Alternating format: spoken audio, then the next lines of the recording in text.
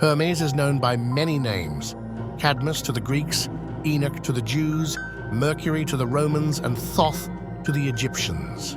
He is credited with the first letters, in the form of the Phoenician alphabet.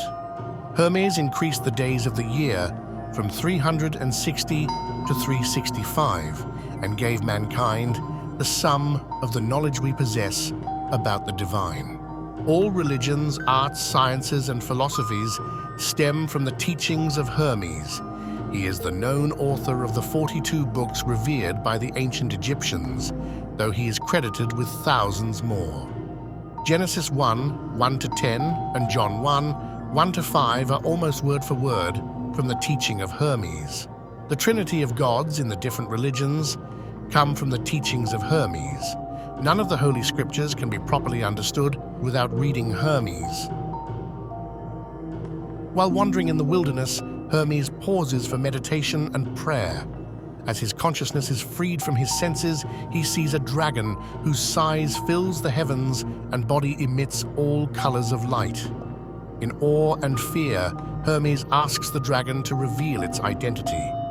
The dragon is Pymander, the mind of the great Lord and the absolute sovereign over all things, who is always present with men. Hermes inquires about the nature and purpose of the universe, the gods and men. The dragon fills Hermes' mind with a vision. A glorious light appears, which is the spiritual essence of Pymander. A partially made great darkness of a moist nature descends. It falls upon the light, and a mingling of the two takes place. Smoke and fire are emitted, and the voice of Pymander, mournful and inarticulate, is heard from within.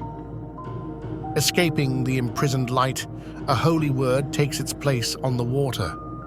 The holy word hovers over the waters, then rises from the darkness.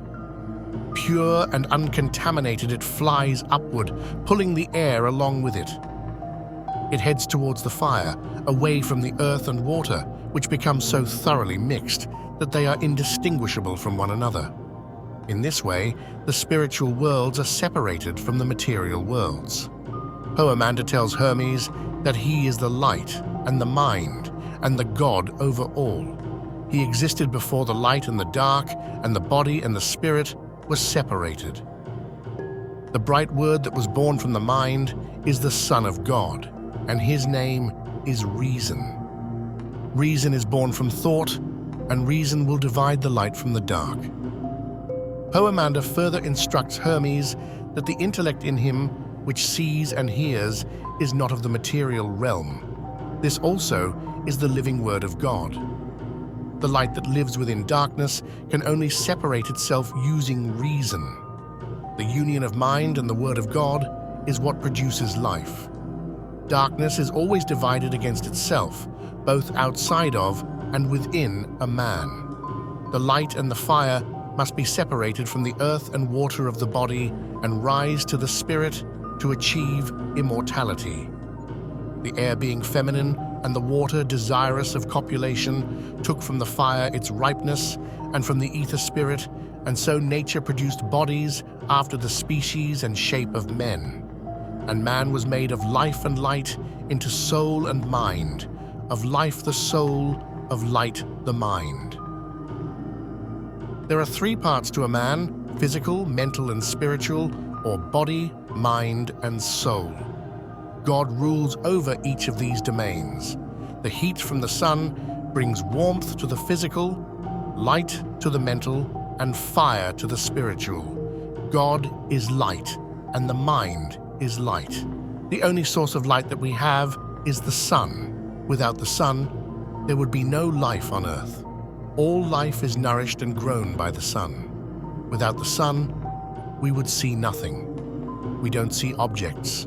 We can only see the light reflected off them. The light from the sun enters our bodies through the eyes, and our thoughts and intentions are reflected into the world.